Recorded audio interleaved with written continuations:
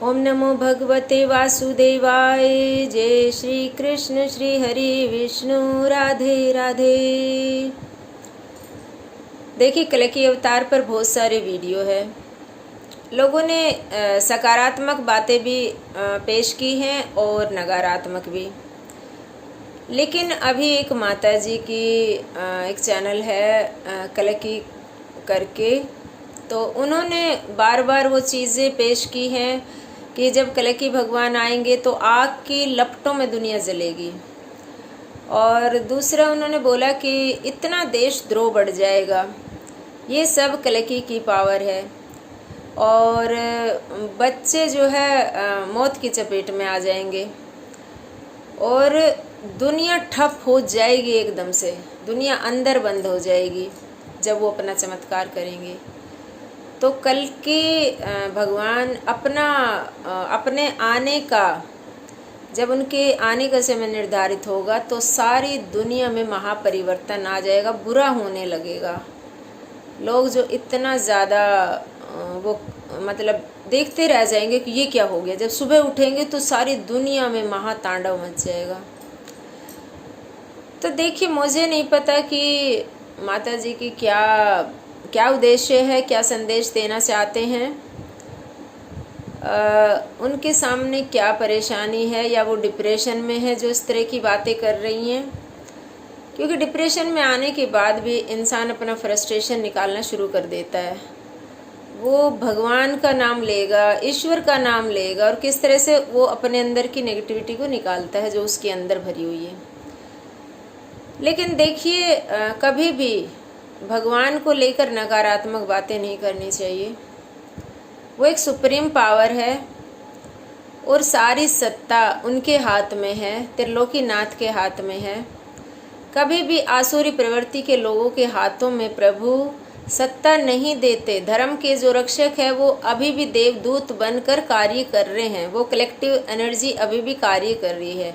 जहाँ 4 भक्त खड़े हो जाते हैं वो समझ लेना कि कल्कि का ही संदेश है।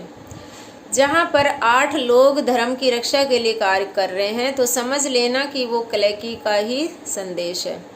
तो कल्कि भगवान कोई मतलब वो साधारण है क्या, या वो छोटे मोटे हैं कि जो आसुरी प्रवृत्ति के लोगों के हाथ में सत्ता दे देंगे और वो आगजनी फैलाएंगे और वो ये करेंगे तब दुनिया सुधरेगी। देखिए, जो भक्त है वो भक्त ही रहेंगे। जो आसुरी प्रवृत्ति के लोग हैं वो सतयुग में भी थे, वो त्रेता युग में भी थे, वो द्वापर में भी थे। तो भगवान को बैलेंस करना आता है। और जो भक्त थे वो उस युग में भी थे, इस युग में भी है। तो कलयुग केवल नाम आधार, अब तो खाली नाम से ही तर जा रहे हैं। तो इस तरह की नकारात्मक बातें नहीं फैलानी चाहिए माता जी। मैं मतलब आपको प्रणाम करती हूँ कि चलो आप भगवान कल्कि पर बोल तो रहे हैं, शायद कोई पीछे से ही कोई संदेश हो। लेकिन इस तरह की नकारात्मक बातें फैलाने से क्या है कि जो हमारे थॉट होते हैं, जो वो वाइब्रेशन, वो तरंगे सारी दुनिया में जाती है और वो लौट कर मल्टीप्लाई होकर वो पूरी दुनिया में फैल जाती है। तो अपने थॉट, अपने विचार शुद्ध रखने चाहिए। अपने कल्कि भगवान पर तो कम से कम ऐसा मतलब कुछ पूर्ण रूप से बोलो, पूरी जानकारी लेकर। जहाँ पर भी 2 लोग हैं और उनके अंदर प्रेम है, करुणा है, सहयोग है, धैर्य है, सहनशीलता है, क्षमा भाव है और नित्य नेम नियम से वो शुद्ध हैं, ब्रह्मचर्य में रहते हैं, तो वही भगवान कल्कि के देवदूत हैं। वो धर्म की रक्षा के लिए कार्य कर रहे हैं। तो इस तरह की चीज़ें करके कि महापरिवर्तन हो जाएगा। कंस ने क्या महापरिवर्तन कर रखा था? इतना दुष्टता फैला रखी थी, मार रहे थे बच्चों को, ये सब कर रहे थे। तो वो एक कली का ही रूप थे। और जो रावण था उसने माता सीता को उठा लिया था और कच्चा चबा रहा था और ये कर रहा था, वो कर रहा था।